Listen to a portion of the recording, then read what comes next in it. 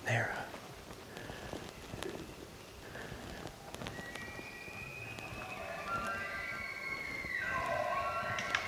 That one up top's pretty good.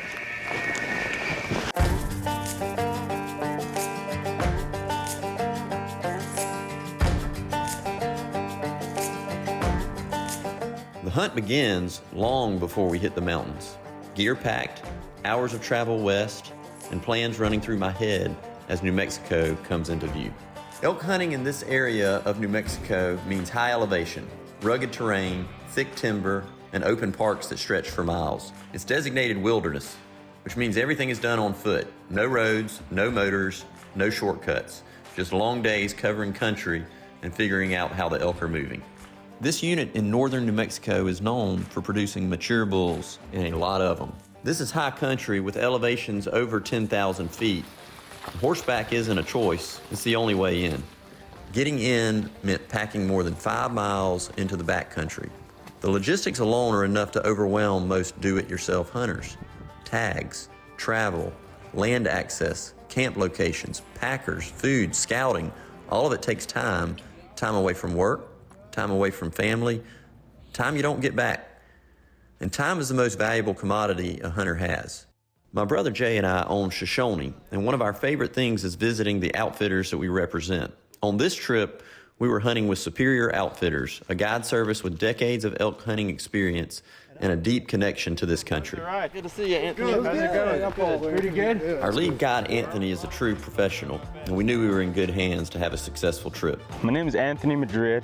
Started guiding for my uncle when I was really young, about 14 years old. Started up Superior with my father. Every year it just kept growing and growing and growing. And here we are today with usually around 100 hunts a year, 100 to 150. That is a stud. What is that, like 330, 340? Right at 330. That's, that's, yeah. Is there another one? Oh, yeah. Just come from a long line of hunters like my dad. He's been guiding since he was in high school, my uncle.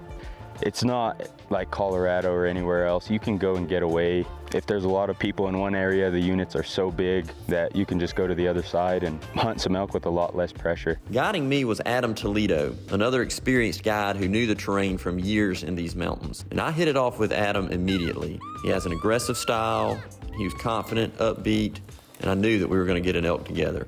I consider myself to be in decent shape, but be warned, coming here is incredibly challenging. Being able to navigate miles of mountainous terrain and deadfall is paramount.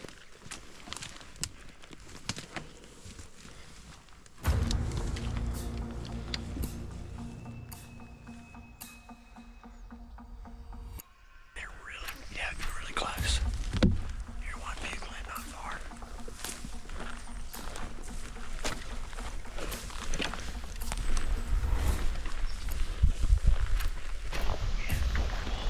Right across this ridge right in front of us. Maybe 100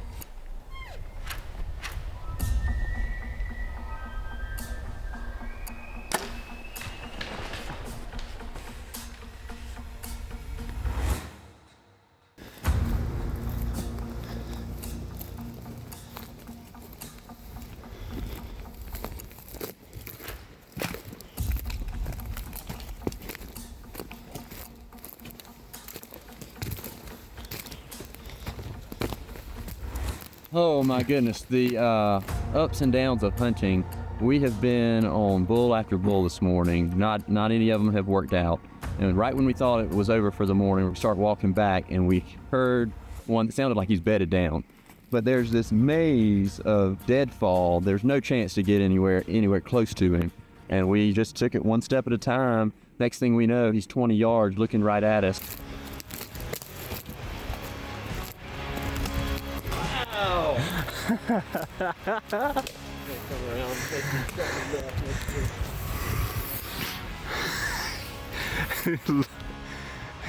Pick them horns up, bro. And I got a arrow knocked quickly and let it fly, and he ran about 30 yards and crashed. Those fronts on him. He's got really nice fronts. That happened quick.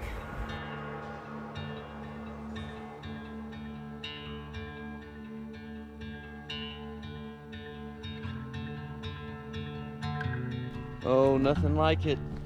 Walking down the mountain with a heavy elk rack on your back and a couple of quarters.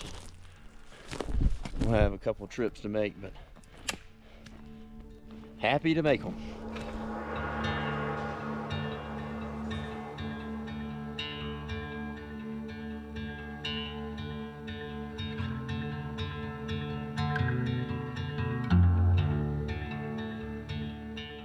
Carrying that out through the deadfall was a different level.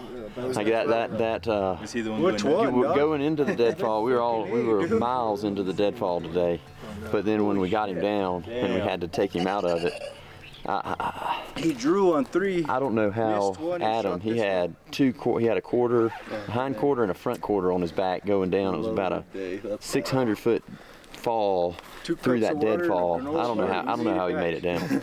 It was unbelievable. But that allowed us to get down in 2 trips. But it, yeah, the physical. I'm proud of that one because of the physical toil. Yeah. Good mass. Coral.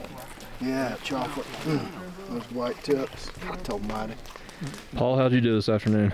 I had a slow hunt this afternoon. We had, well, I say that. I had one about like this at 25 yards, and Julian cow called and stopped him.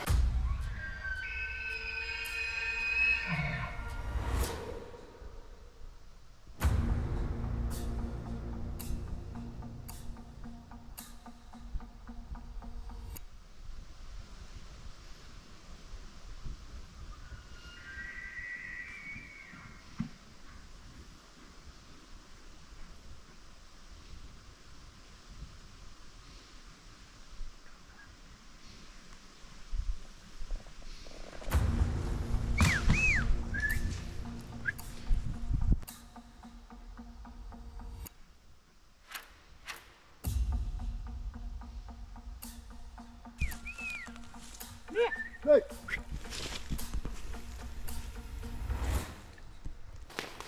He was in the clear for Julian, and I was at draw and had no shot, except a little spot in his neck about that big. And he spun around immediately. Had about 2 seconds. You didn't want to put it between his eyes? Couldn't do it. Too much time left. But this morning was epic. I've never been anywhere where everybody drew on In the same one day. morning or the same day. Yeah. It's Yeah. crazy.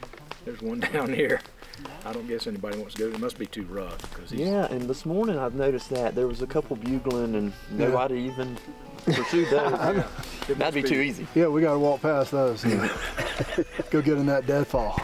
Deadfall's where Don't it's shoot at. one in the, Right. don't shoot Deadfall. one in the meadow. Get out there in that We're more deadfall. proud of it when we have to earn it.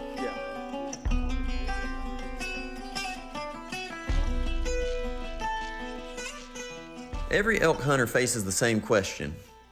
Do you do it yourself or do you bring in help? For some, using an outfitter feels like taking the easy way out, like you're giving something up. But the truth is, you're not giving up the work. You're removing the guesswork. This hunt took place on public land in northern New Mexico. Big, rugged country, the kind of place where access alone can make or break a hunt. This unit covers hundreds of square miles, and no two pieces hunt the same. Knowing where the elk live, where they travel, and how pressure changes their behavior doesn't come from maps. It comes from years on the ground and preseason scouting. The result? Morning after morning of moving from one screaming bull to the next, looking for the right opportunity. Let's go. It sounded like you're going with somebody. Yeah. Look at this one to the left.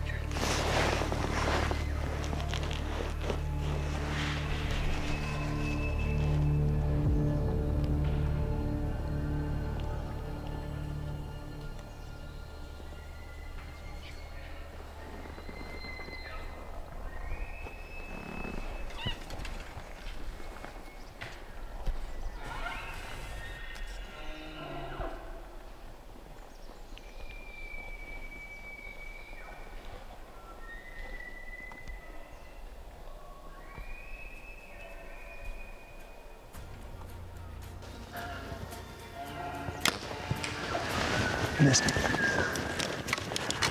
Hang on. Is that him right there standing? All right, hang on.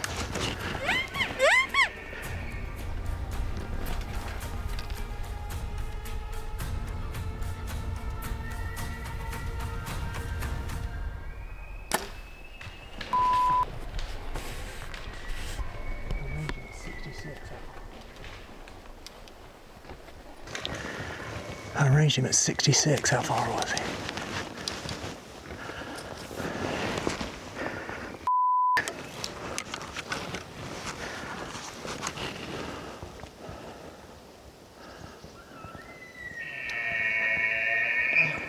Anthony said that's what the rut's supposed to look like. I've never seen anything like it. That many bulls running around. We had a chance at a nice one. I missed. So twice. First time, don't know what happened. Second time, I just misranged it and shot it over its back. So he was nice, but they were bigger, and maybe it'll be a blessing in disguise. On the first week of the archery hunt, we had some clients come in, shot a bull, but we were never able to recover it. So we were back here chasing bulls and just saw a bunch of crows, and here she is. So we're gonna get her packed out. That's when you know you got a good guide who will go and cut the rotting cape away and haul it out. That's a good guide right there. Whoa! Look at you! Didn't find the other side of that one though. Well, that's nice. Yeah. Very nice. That was down there. Was it? They were losing it. I was like 400, 300 yards from that herd bull. What? Yeah. They were going nuts down there. Yeah, there's like 8 or 9 bulls. Can we kill one? They're down there if you want to go. How far down there is it? From where we went, right off the edge. Ooh.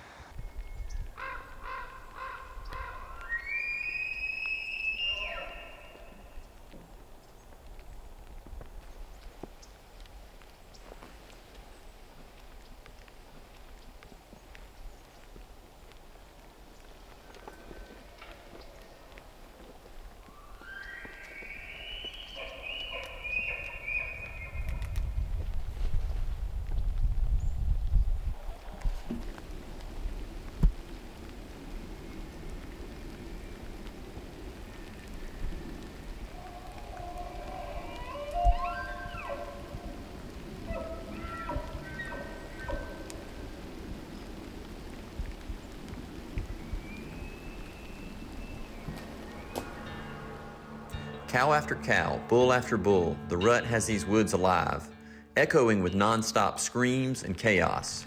With archery hunting, being in the right place at the right time is everything. And every once in a while, you find yourself exactly where you're meant to be. But it doesn't always work out the way you want.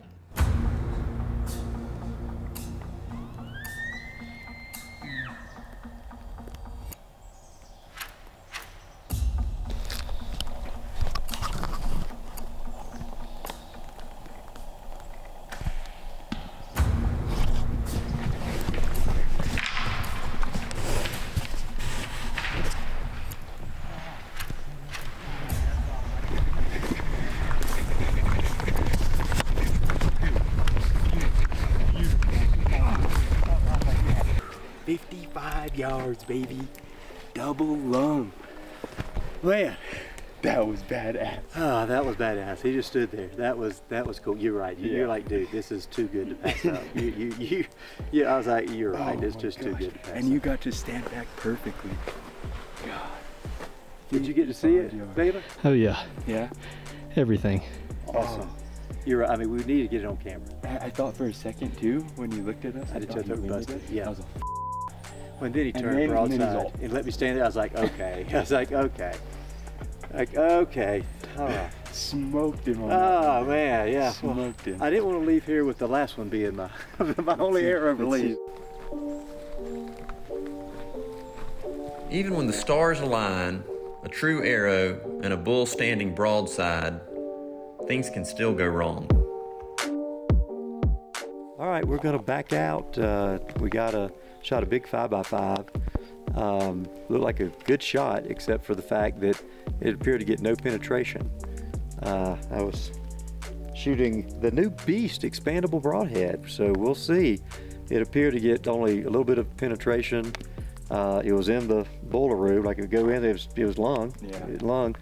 That's normally should have been a pass through, so he'll either be dead or that just literally stuck into his rib. So all of our excitement from a few minutes ago is now tapered, so we'll come look in the morning. Don't know, but it was a really cool stalk, and he let us get in there close and bugling his head off, and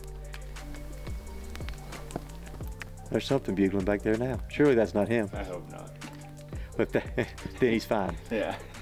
Anyway, stay tuned. We'll see what happens. He never ran. He couldn't run. Really? I shot him at 16 yards, and he thought I missed him, but it just passed through him like butter. And he just walked off and walked down to 60 and stopped, and he was hunched up, and I just thought he was going to tip over. And then he stopped over here about 100, 120 yards, and we thought he was going down, but and that's when Julian thought he was coughing up blood. He galloped about 3 steps and then started walking again, and walked up the trail a little bit and stopped, and then he was glassing it. Look at that arrow. He said, I think he's coughing up stuff. He's coughing up stuff. Yes. So nice. That is a stud 5x5 with a kicker. Nice. He worked hard for me all week. Paid off. And Julian walked on ahead, and when he crested the hill that we saw him disappear over, he started. There he was. Yeah. Oh, Dead bull. Dead bull. Oh. Shit.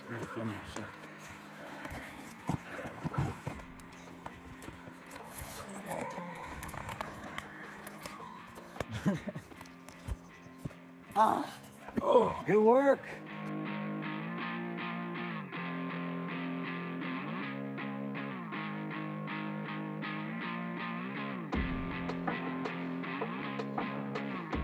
Day 6. We late start this morning, going to look to see if we can find that 5x5. Rain last night, which won't help us in the recovery. But yeah, we're gonna go see what we can do. With the hunting winding down, it's the last chance for Jay to find his bull. However, based on the footage and the arrow's penetration, he was not optimistic heading into the woods the final morning.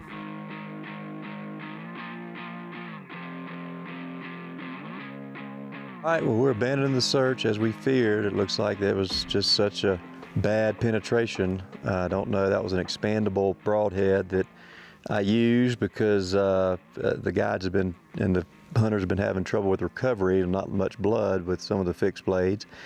And it had such good reviews, but mine will not be good. So it was, looked like everything was right, hitting a good spot. It just didn't get enough penetration, and there is no sign of any blood or an elk. So we think he's probably running around fine.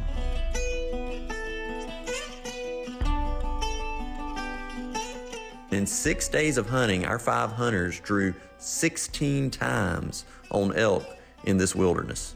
That doesn't happen by accident.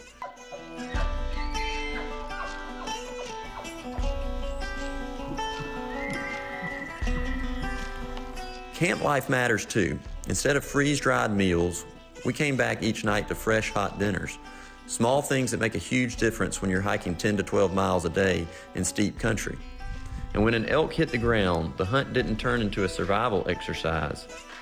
After the animal was packed to the trail, packers came in on horses to retrieve the meat and haul it back to camp, protecting the harvest and saving days of punishing labor. This wasn't private land. This wasn't fenced ground. This was public land elk hunting at its best. Using an outfitter didn't make the hunt easier, it made it efficient. If you want to call your own elk, call them. If you want to pack out your own animal, pack it out.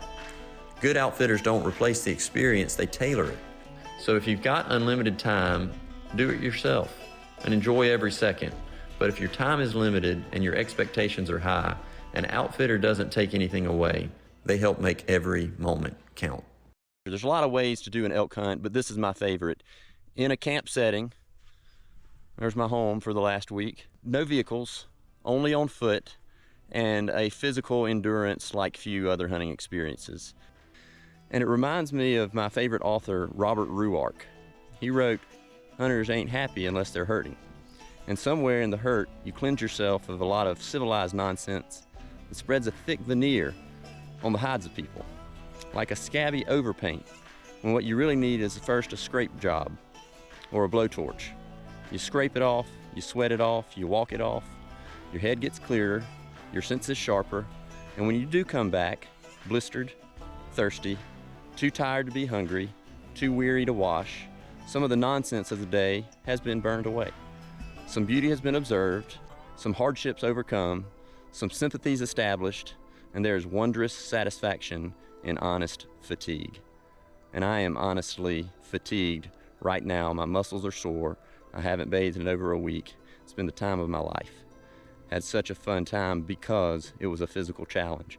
And the worries of the world, the busyness of our day-to-day, this is a great remedy. We have a saying at Shoshone by Jack Kerouac, "In the end, you will not remember the time spent in the office or mowing the lawn. Climb that mountain."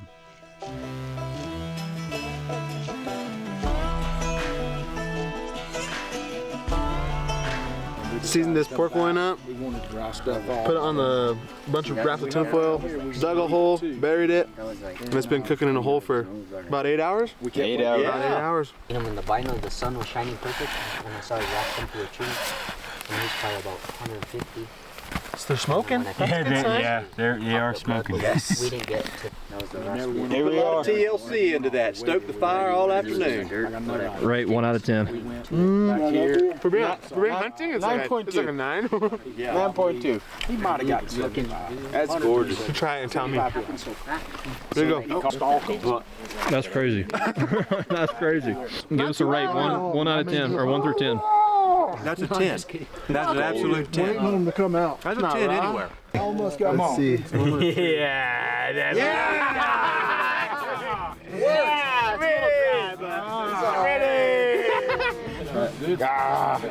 Man, looks good.